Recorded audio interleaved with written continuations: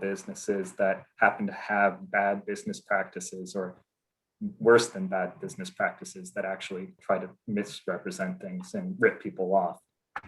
But we also run the consumer protection scam, sort of the hotline for all consumer complaints in Alaska. So we've kind of got, our finger on the pulse of what's going on, what kind of scams are out there, and what people are telling us about what they're hearing.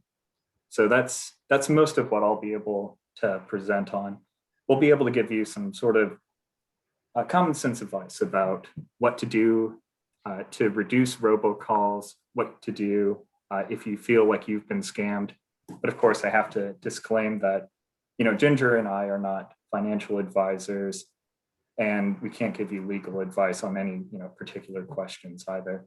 But that said, we'll try to answer every question we get as best we can. So, there's Ginger.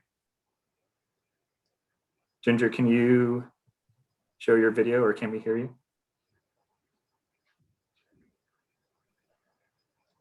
Oh, I think she's in. Well, I'll go ahead and share my screen. And we'll go ahead and get started. And this is Deborah Snyder. Do you want our faces, if it would help with the connectivity at all, or just to put our name up? What's your preference? I don't think it should make a difference. Okay, so we'll just get right into it. So for today, I figure what everyone's kind of most interested in are those scams where somebody contacts you out of the blue, whether that's by phone or email or mail, offering something, saying that something's happening, trying to get you to give them your money or your information. And the problem with these scams is that a lot of these scammers are overseas, especially for phone and email calls, which makes it really difficult to get your money back if you've already sent it. Or it's hard. I mean, if you put your personal information out there, it's very difficult to deal with. So it's important to try to, stop this before it starts. There's a ton of scams out there. There's far more scams than I could possibly go over in this presentation. But I think these three elements are really helpful in spotting a scam of any description. So a scammer is going to want three things from you. First, they're going to want to get your attention. They're going to want you to act fast before you think about it, before you get a chance to research it. And they're going to want you to give them your money in a form that you can't retrieve, your money or your information. It's important to remember that a scam is not going to be boring. A scammer needs to get your attention. Sending out scam emails or scam letters, scam calls, it's not going to be any good to the scammer if people don't actually stay on the phone, open the letter, open the email. So a scammer is going to present you with something that says, congratulations, or it's going to say final notice, or it's going to say like risk of arrest, or some all sorts of nasty things. They're going to tell you that something great is happening to you. They're going to tell you that something terrible is happening to you. Basically, if the deal is too good to be true, or if it's something so bad it really gives you a sinking feeling in your stomach, it's a good sign that what you're dealing with is a scam. And it's important to remember that, a scammer, they need to kind of borrow legitimacy from somebody else, right? If you see final notice from some random company, maybe you don't open it. But if you see final notice and it says IRS, or someone calls you and you say they're from the IRS, you're probably going to pay a bit more attention. So you have to be careful for the fact that scammers are often going to be pretending that there's somebody else. And scammers aren't going to let you have time to think about this. They're going to want you to take action right away. And they're going to tell you things, again, that are either super great, you got to act now to get this prize, or incredibly terrible. They're going to tell you that you have to pay some debt right away or else you're going to be arrested. They don't want you to talk to other people. They don't want you to pause. They don't want you to take a breath.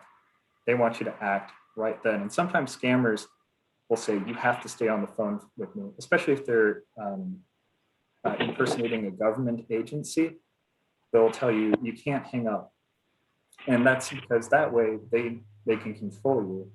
They know who you're talking to, but you're only talking to them. You're not getting a chance to, call up a family member, call up another friend, see if it seems like a real thing. And scammers might even tell you that you can't talk to anybody else.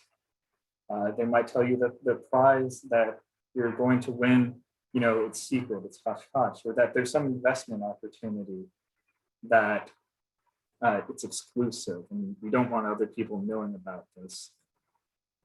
You might even get a scammer who tells you that they're from the drug enforcement agency. They're doing an investigation that your money, your information has been used in the commission of the crime, and that their investigation is secret and that you can't tell anybody, and that you might be arrested or prosecuted if you did. These are the things you have to look for. The sort of pressure not to let go of the scam, this pressure not to talk or think. These are some signs that what you're dealing with is a scam. Fundamentally, the scam is all about getting your money. And the scammer is going to want your money in a way that you can't easily retrieve it. So that's going to mean wiring your money either through Western Union or MoneyGram to another account. Or these days, what we've actually seen quite a lot of is scammers asking for payment in the form of gift cards. So stores sell prepaid cards. You go in, you buy this card. Sometimes it's a gift card. There's some companies, I think it's Vanilla Card, where it's a prepaid card that can be used anywhere. And what scammers will do is they'll ask you to go into the store, buy this card, and then to pay a debt or whatever story that they've been spinning, and then read off the payment information to them. It's important to remember that gift cards are for gifts, not for payments. It's a pretty good hard and fast rule that if somebody is asking for payment in the form of gift cards, they're a scammer. Gift cards, they look like credit cards, and I think in all of our minds, we kind of think that they must function like credit cards. If you pay for something, your credit card gets charged, you might be able to go to your credit card company and dispute that charge. But there's nothing like that for gift cards. A gift card basically works just like cash. So as soon as you're on the phone with the scammer, you read off that payment information on the gift card, and that money's gone. And it's really going to be very difficult to get back. And it's important, of course, to remember that information is money. If a scammer gets your social security number, they can open credit cards in your name, and they can use those credit cards and then not pay the bill. And one of the chief ways that scammers get personal information is by calling you up and saying that there's some problem with an account you have, whether it's your social security account, your bank account, and that the scammer will say, as a security measure, we need to verify that you're the owner of this account. Could you please verify that by giving me your account number, mother's maiden name, whatever. They get all of your account information or your social security number that way. It's actually kind of a strange irony of scams that what scammers have picked up on is that people are really afraid of scams. And so one of the strategies that scammers will often use is to impersonate somebody telling you that you've been scammed, telling you that there's some problem with one of your accounts, that your account has been used in a crime, or that there's some problem with your social security number, that We've heard of people saying that your social security number has been used in the crime. And then they'll go to you and say, we want to, resolve this issue. We want to fix this scam. We need your information for that. And that's how people can lose their information and their money. Now, here's just a few scam scenarios that I'd like to go through, kind of apply those 3 elements we talked about. Scammer wants to get your attention. They want to get you to act fast, not talk to anybody else. And then they want to get your money in a way that you can't easily get back. So here's our scenario. Somebody calls you, possibly late at night. Scammers are aware that people, when they're tired and groggy, are a little bit easier to fool. So a scammer is more likely to call you late at night.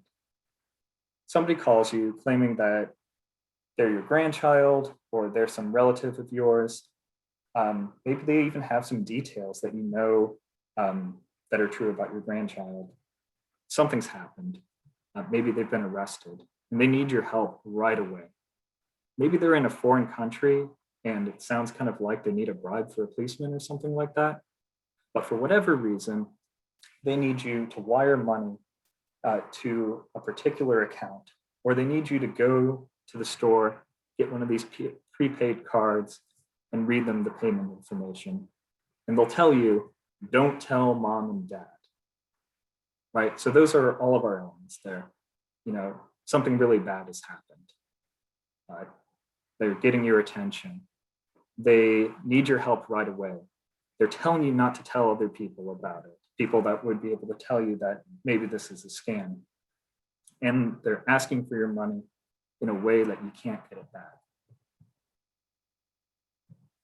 It's important to remember also that scammers can get particular pieces of information about your family members just from social media posts. If you've got a grandchild who has an Instagram, he posts that they're down in Cabo, down in Mexico. Maybe the scammer spots that and calls you up and says, hey, it's me, your grandchild, I'm down in Cabo. And they're in Cabo. So it helps kind of lend veracity to this story, even though those are just really simple details that a scammer can pick off the internet. Another trick that scammers use in all sorts of scams is giving you a sense that they're credible by having more than one person involved. If there's just some one person that calls you, maybe you don't buy that. But in this kind of scam, a scammer might hand off the phone to somebody who answers it pretending to be a police officer or someone in authority who you would usually trust, but it's just another scammer. And we see this also with, someone will contact you saying they're from the Social Security Administration, and then they'll pass you off to somebody else who claims that they're an investigator for some law enforcement agency that is investigating some problem with your Social Security account. So that's something you need to watch out for as well. All right, here's another scam scenario. Somebody calls you up or texts you and says they're from the IRS. They say you have unpaid debts and that you're going to be arrested unless you pay right away. And you can pay by transferring this money to a government account through Western Union or by MoneyGram. Again, we have those same elements, to get your attention by saying something terrible is going to happen to you. No scammer really wants you to just kind of shrug, right? They're going to tell you that something truly awful is happening to you or something truly great is happening to you. There's very few scams that are just going to make you go, well, maybe I won't do anything about this. So this is a scam because they're trying to get your attention. They're trying to make it so you have to act fast, and they're trying to get your money in a way that you can't get it back. It's incredibly unlikely that a real government agency is going to threaten you with arrest. But that is a pretty consistent scam. We see that fairly often, that scammers claim that they're from some agency and you're going to be arrested, because that's such an effective way of getting people to respond to this scam. No one wants to be arrested. If you're not sure that who you're talking to is who they say they are, hang up. It's always easier just to hang up and then call the actual agency. Go on to the website, get the number for the agency, and give them the call. Same goes for businesses. Someone says they're from your bank. If they ask for your personal information, hang up, go and call your bank from a number that you know is legitimate. A variation of this scam is someone calls you up and says that you've missed jury duty. And again, you will be arrested unless you pay a fine right away. That happens, call the courthouse. Hang up, call the courthouse. 99.9% of the time, this is going to be a scam. Now, this is the scam we talked about before, this verification scam. Somebody calls you, they say they're from your bank, they say they're from the Social Security Administration. There is some problem, and they need your information to verify that you're the owner of the account and that you can fix it.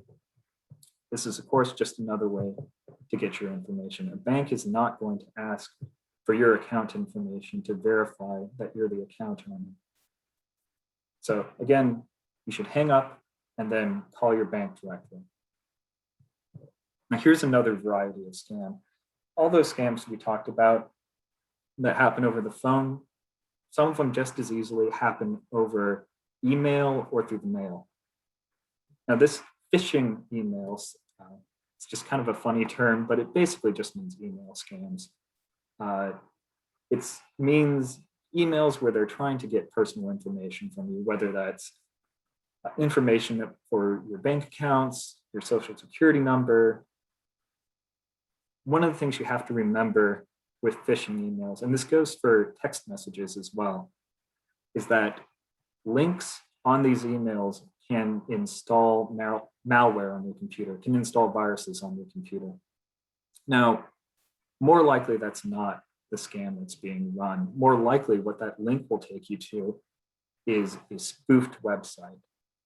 A website that looks just like your bank's website, or it looks just like the website of some company that you work with. Maybe it's Netflix, you've got a Netflix account. It'll look just like the website, but it's not. And when you put in your personal information, that information is going straight to the scammers. So here's an example of a spoofed email. Now, this is one that the FTC, the Federal Trade Commission, has up on their website. Now, phishing emails are hard to spot because it isn't hard for a scammer to look at the graphic design, the logo that a company uses and go, I'll just select that, paste that into my email. This email looks like a real email from Netflix. Now, if you look a little closer at it, you can spot some of the signs. You see it addresses the recipient as hi dear. Netflix probably has your name, and they're probably going to use it in anything they use to address you. Scammer doesn't have that, or they may not have that. So a generic greeting is a sign that this is a phishing email. You can see they've spelled center wrong, and that's another sign. Misspellings are a pretty good sign of scams in general, especially for someone who's claiming to be from a government agency.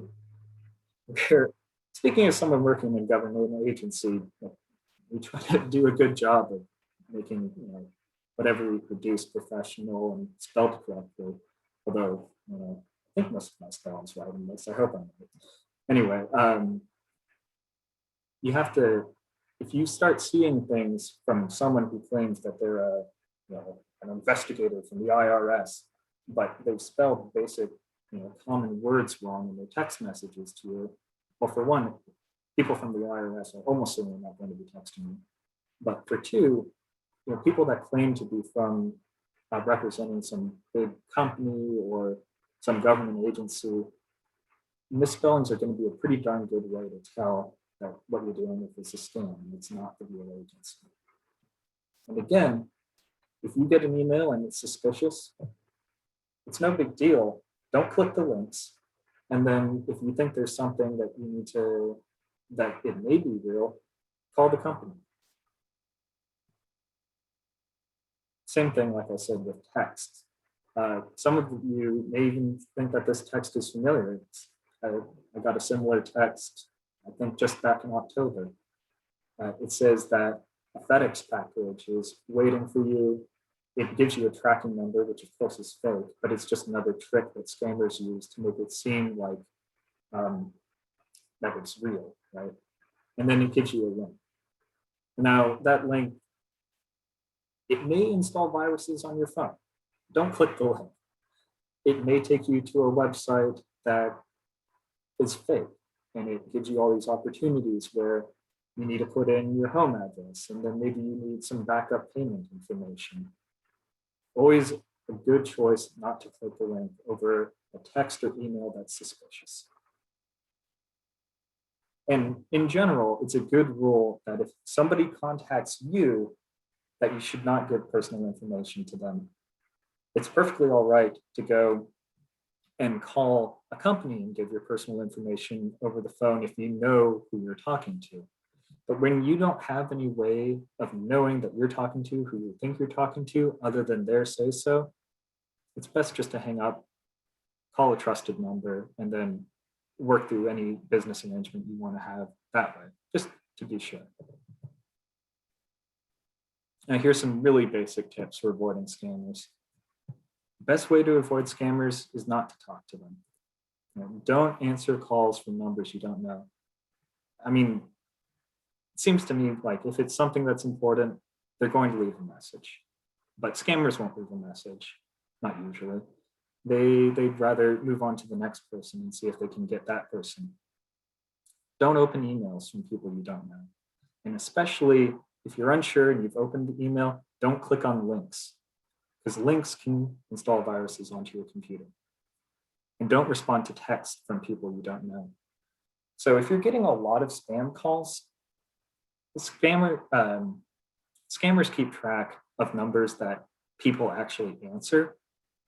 So answering scam calls only invites more scam calls, especially when we're talking about robocalls, calls that are recorded.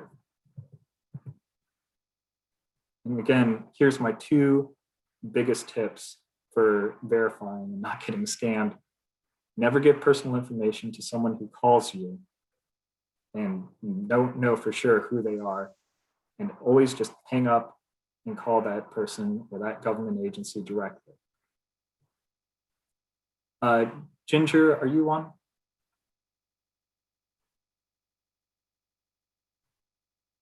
I'm here. Can you hear me? Yeah, just fine. Are you ready to take over? Yes. I think so. Okay. Let me just get here and share my screen. Oh, sorry, I'm still sharing. There we go. Okay. So to pick up where Ian left off here, let me see. Let's talk a little bit about robocalls. So those are going to be the calls that you get that a lot of times they start off with a recording. Sometimes they don't, most of the time they do.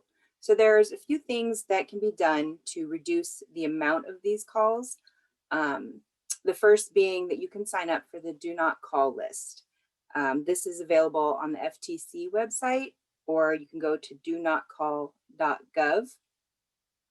The catch there with signing up for the Do Not Call list is it was only going to stop the callers that are following the laws already, which unfortunately most of these scammers are not. So a couple of ways you can avoid all the other calls, the less legal calls that you're getting, is there are ways to adjust settings on your cell phone to block any caller that is coming in from an unknown number. If you go to some of these websites that I've listed below, it gives you the specific directions for your phone, your particular cell phone, on how you can go into your settings and do that. There are multiple third-party apps that are available that you can download and will also block any unknown numbers. A lot of times when you're blocking them in these ways, it's going to send any unknown caller straight to your voicemail. And like Ian said, if it's a valid caller, they're going to leave a message. If it's not, usually they won't. So that's a good way to weed them out from the get-go. Landlines are a little more difficult. There are a couple of different devices that you can buy and set up on your landline that will block them. I can't give, a recommendation for any specific ones, but they go over some of the different ones again down here in the links for all the different robocall options.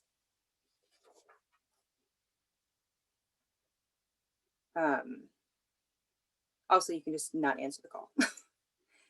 Okay, so the second thing I want to talk about is some online shopping tips. This is something we're seeing a lot. When you get these really good deals that pop up on your Facebook or on your social media and you click on them, you're always going to want to verify who the seller actually is. A lot of these companies may not be based in the United States, which makes it a lot more difficult for either our section or whoever you've ordered from. It makes it a lot more difficult to assist you in getting your money back or making a return if they're not based in the same country. You're going to want to check the reviews for that site, and a simple Google search will do that for you. Usually if you type in the name of whatever shop that you're looking at purchasing from, if it's a legitimate one, that'll pop up first. If it's not legitimate, what you're going to see almost immediately is all the reviews telling you, do not use this site. And it'll link you to all the different, experiences that people have had and why they think that you should not use that site. Another thing you can do to protect yourself when you are ordering online is to use your credit card instead of other payment apps. I know there's a lot of different payment apps out there now that you can use on your phone or on your computer. The problem with those is that they don't have the same protections linked with them that a credit card has. So if you order something and what you end up getting or not getting at all sometimes ends up not being what you thought it was going to be, if it's just a cheap version, if you don't get it at all, you can file a claim with your credit card company and they can open an investigation and help you to get your money back that way. But these other, PayPal or Venmo, all these different sites, they don't all necessarily have those same protections. There's usually ways to open a dispute, but it's a little more difficult, and your credit card has a lot more oomph behind it to help you get that fixed, and they can stop the charges and get you your money back. Like Ian said before, if it seems too good to be true, it probably is.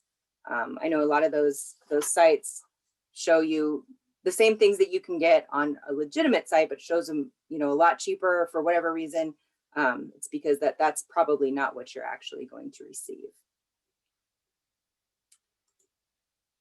Okay, so if you think you've been scammed, what do? The first thing you're going to want to do is something. Just act quickly. Scammers know that they're still going to be looked at and that they might be discovered, and they're going to move real fast to get your money completely away from them, completely away from you. So there's lots of different resources that you can use to do this. There's an AARP fraud watchdog website, anything, which is the link that I've included below here. But there's also always a lot of good information on scams, especially things that have been popping up, in the recent history on the FTC website. And you can always call us in our section and we will listen to what happened to you and help you find the proper resource to report it or give you advice on where you can go from there.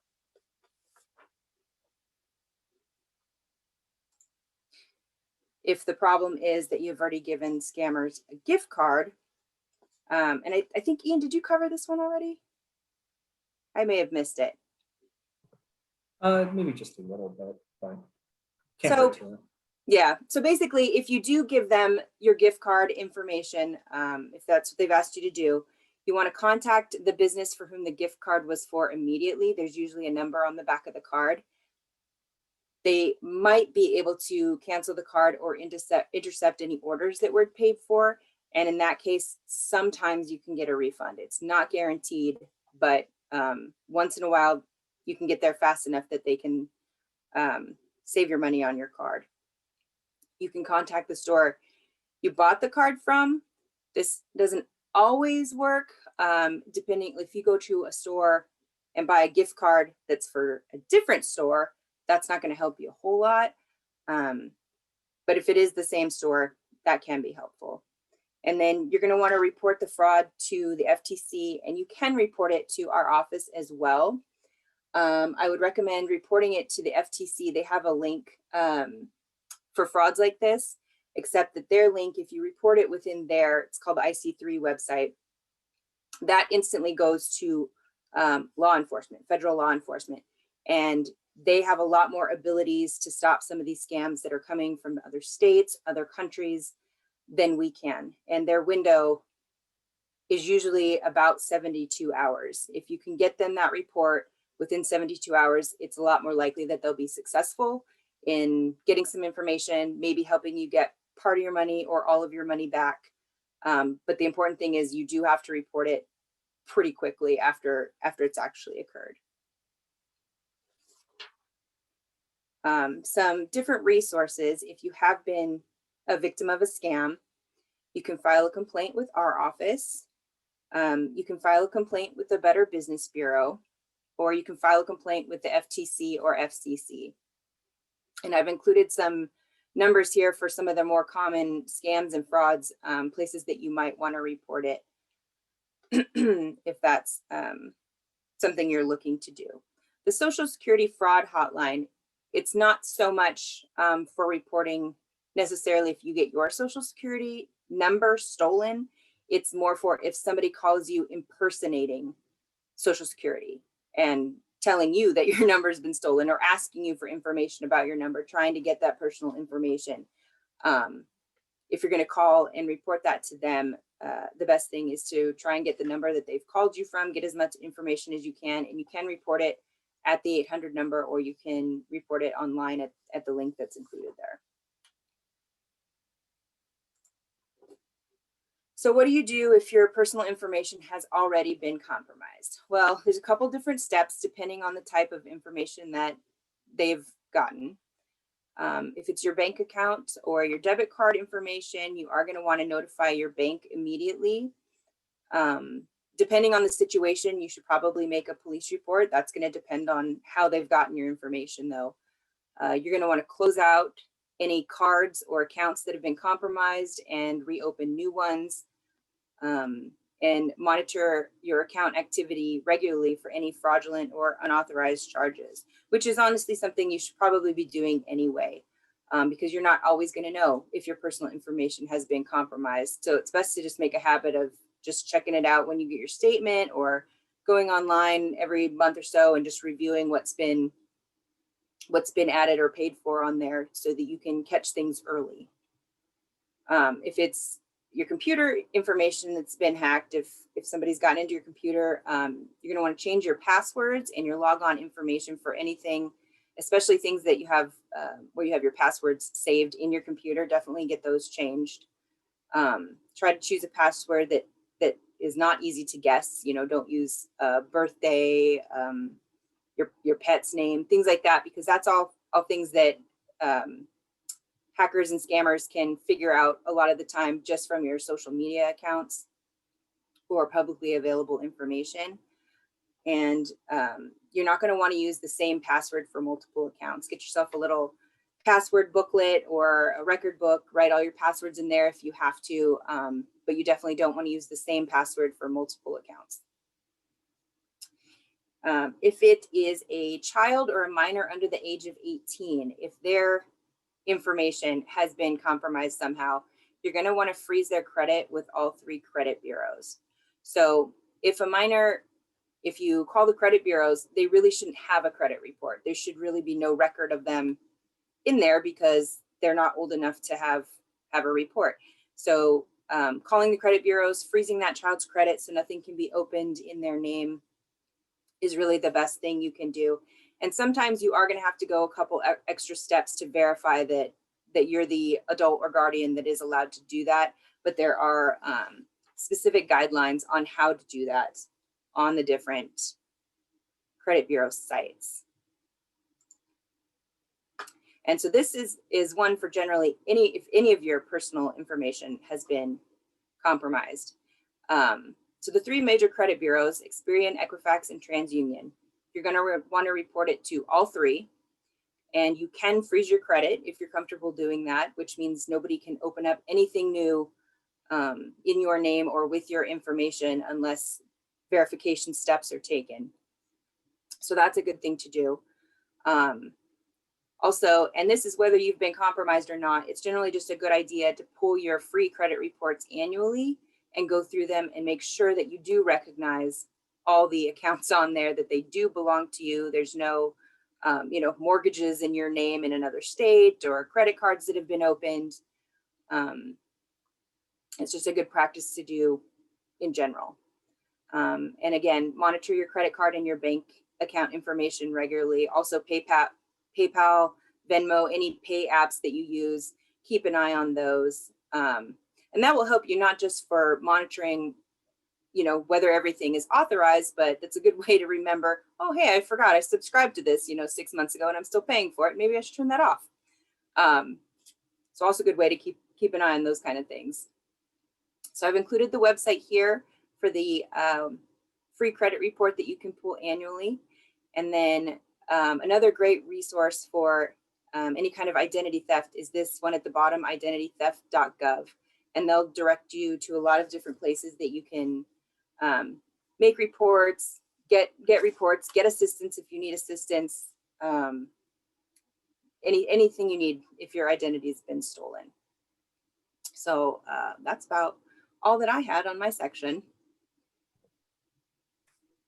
All right. Yeah. So another thing I'd like to echo that Ginger said there is looking over your credit cards and your bank statements is incredibly important.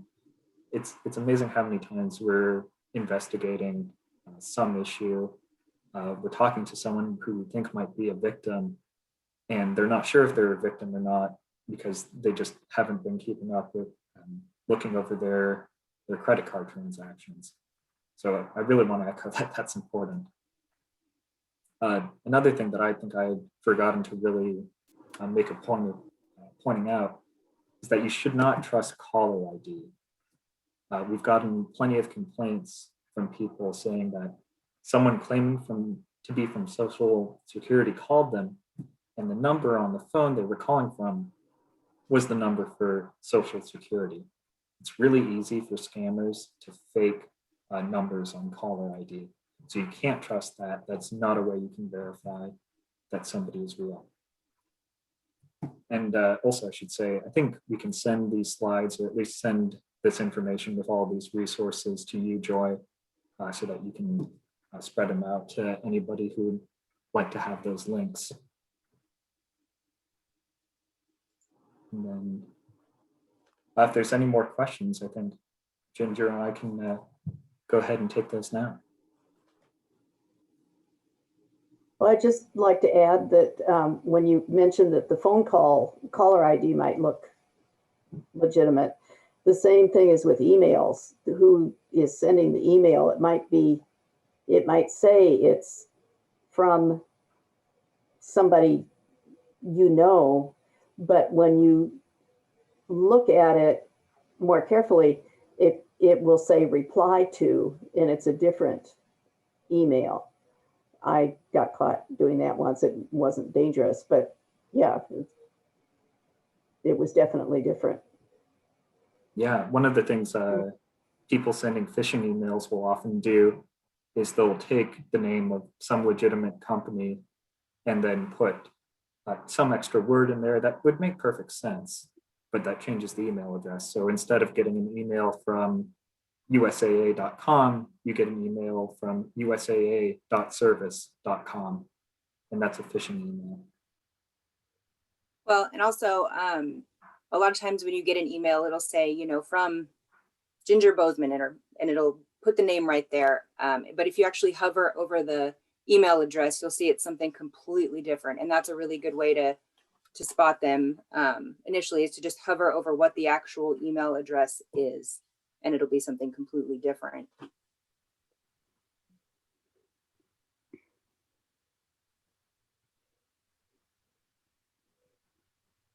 Has Alaska seen I any have- coronavirus scams?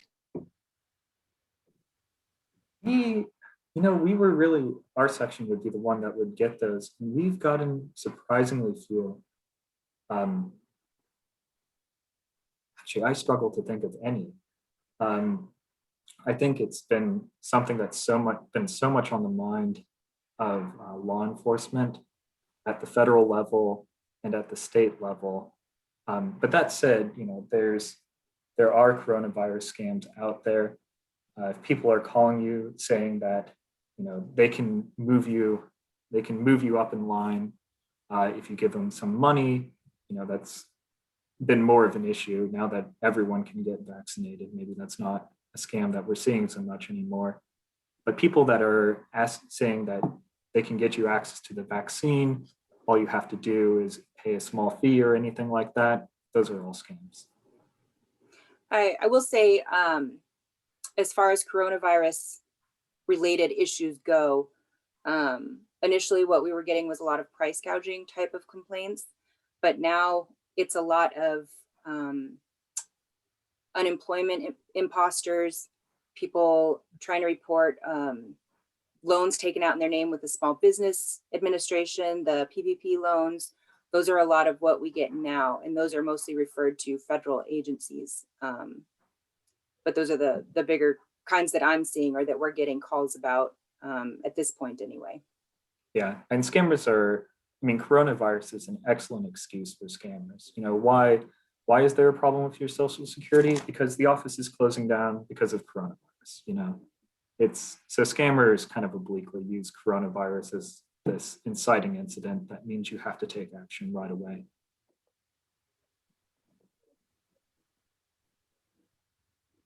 I have a question about emails that you get that, are fake. Like I had one from United Healthcare about 2 years ago, and they wanted me to phone them, and I checked the phone number and it didn't look like United. So I phoned United Healthcare, and they said, yes, it must have been a scam because that's not their phone number. And they didn't know anything about what the people were saying.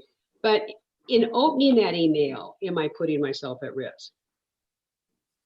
Well, it's not my area of expertise. My understanding is no. Okay. But that said, if it's hard with phishing emails because from the outside, they sure do look real. The most important thing is not to click on links in them, but I would say the best advice is not to open any suspicious emails at all. Yeah, sometimes it's hard when it is a company that sometimes is communicated with you. Yeah, so Yeah, that would it fool is. me. Emails. I are- luckily didn't buy it. I thought what they were saying was a little funny, but yeah. So Yeah, emails are kind of probably the trickiest one, just because it's so easy for scammers to make something look legitimate when all they have to do is type, an email address in a heading that seems like it might be real. So mhm, it's definitely concerning stuff. thank you.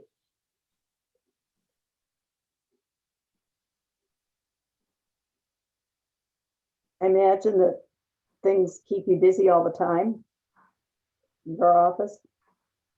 Oh yeah, absolutely. Well, so Ginger is our litigation assistant, and she's the person that you'll probably be talking to if you call our consumer protection hotline. So we definitely do get plenty of information from consumers coming in. But that said, we want more.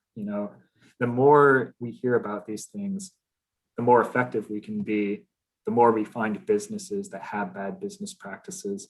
So if you've got, some business in mind where you're talking to people from the consumer protection unit, and you're thinking, maybe I should complain about that business I had a terrible time with, you absolutely should, because if we find out that there's, 2 or 3 other complaints that come in about that business, that's going to let us know that we really ought to start taking a look at them.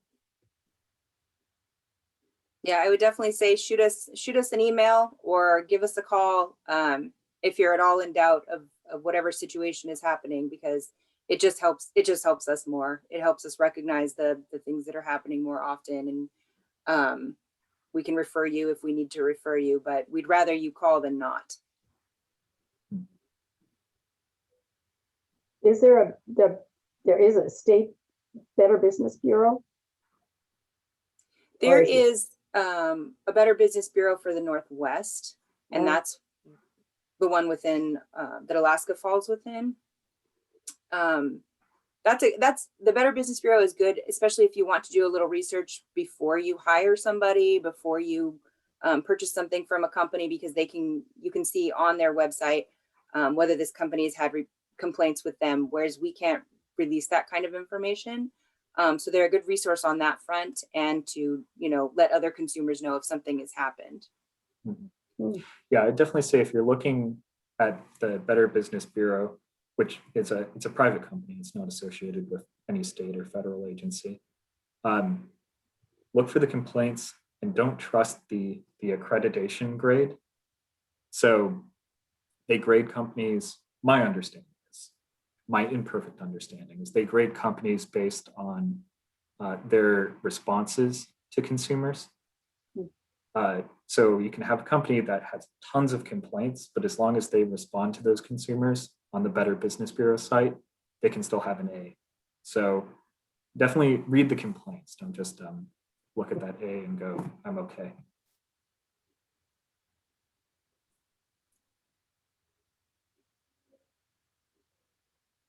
Sounds as if the questions have dwindled.